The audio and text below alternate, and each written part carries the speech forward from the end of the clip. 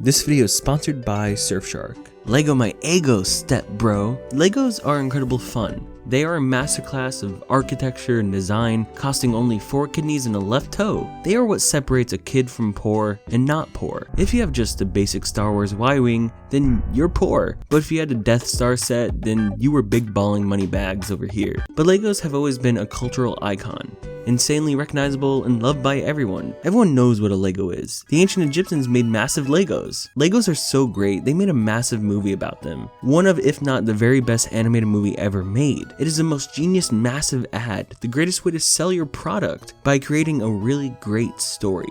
Now this, on the other hand, this is a different story. It's a story only born from the idea of the Lego movie. It's a story that turned out to be one of the biggest box office disasters. It kind of makes a tear in my eye. How do you even say it? Playmobil? Mobile?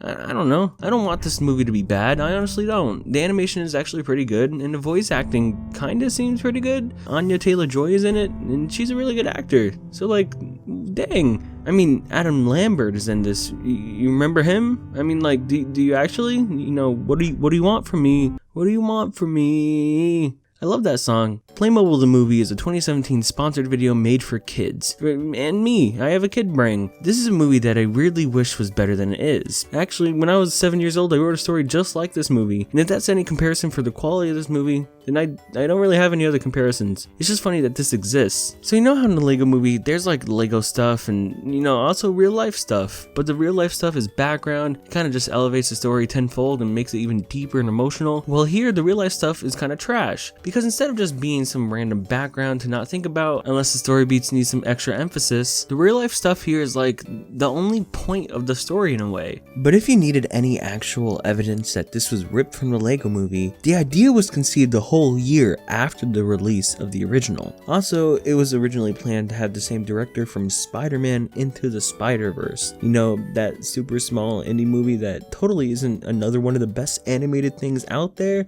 with unique style and vision. The vision for this movie kind of doesn't translate. The director though, he definitely had a vision. He did his research on Playmobil, he interviewed hundreds of fans, and actually seemed like he wanted to make this a childlike, wondrous movie. It just didn't pan out that way. It starts with Anya Taylor-Joy's character who wants to travel the world, and she has a brother. Also, it's a musical, like an actual musical. They sing for no reason. Yeah, another thing the Lego movie had, but it wasn't really considered a musical. I mean, the second one was, but not the one that this is taking stuff from is what I'm trying to say. But yeah, this one kind of just has direct singing from their mouths. So also, their parents fucking die. Yeah, hi Playmobil, hi dead parents, bye dead parents. So this causes Anya Taylor-Joy to never be able to travel the world. She has to take care of her brother, always, and they're always fighting, which leads for him to run away 10 seconds later. But keep track of the Playmobil keychain on his backpack. He really likes Playmobil. He is the world's only Playmobil fan. Man, I'm sorry Playmobil, I just completely skipped your stuff out when I was a kid.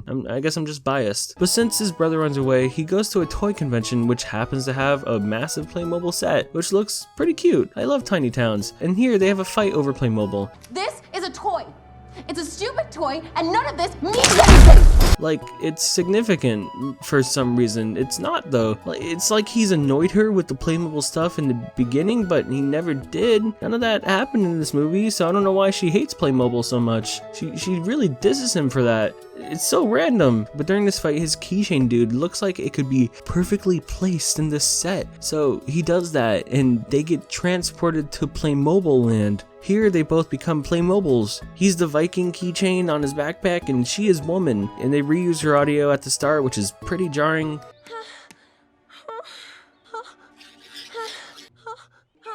They get caught in a Viking battle, which the animation isn't bad. It's cute and harmless, but like in an animated series on TV kind of way.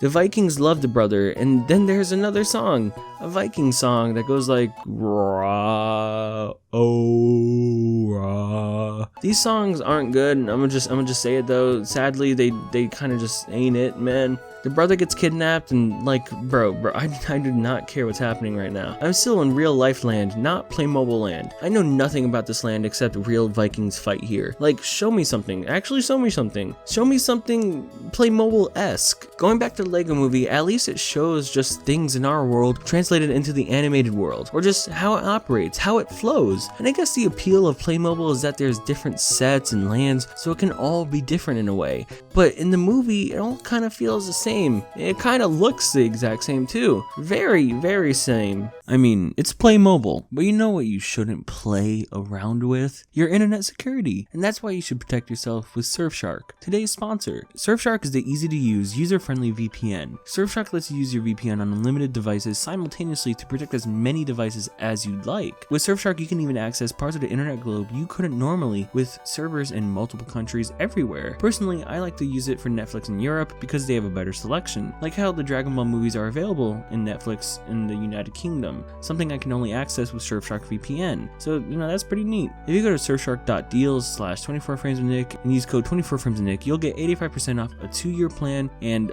3 extra months free. Now, that's pretty cool. You can start protecting your internet privacy today and enjoying some of that Europe Netflix. I'm telling you, man, Surfshark doesn't play around.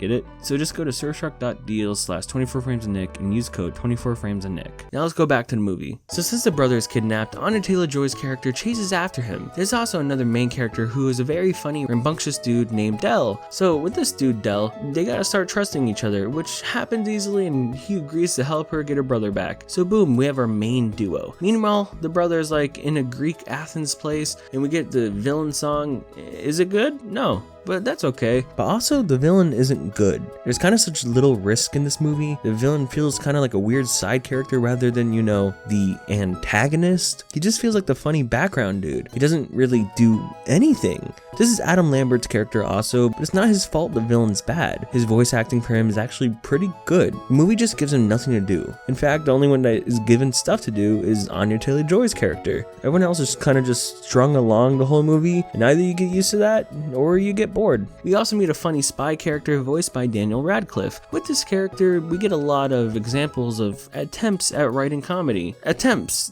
Sad attempts, man. It's like they almost had it, like they were close, but they still missed it by a lot. A bunch of spy stuff happens, big ol' spy sequences where there's like burritos and disguises and other spy stuff. It's all alright, I guess, perfectly entertaining enough, but then Spy Guy gets captured too, and that means it's time for the next setting and sequence, which is cyber neon future coolness.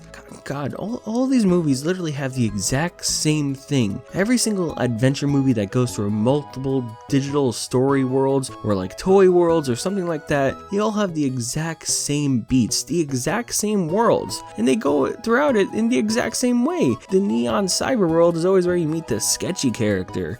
Every single time. All because of what the Lego movie started.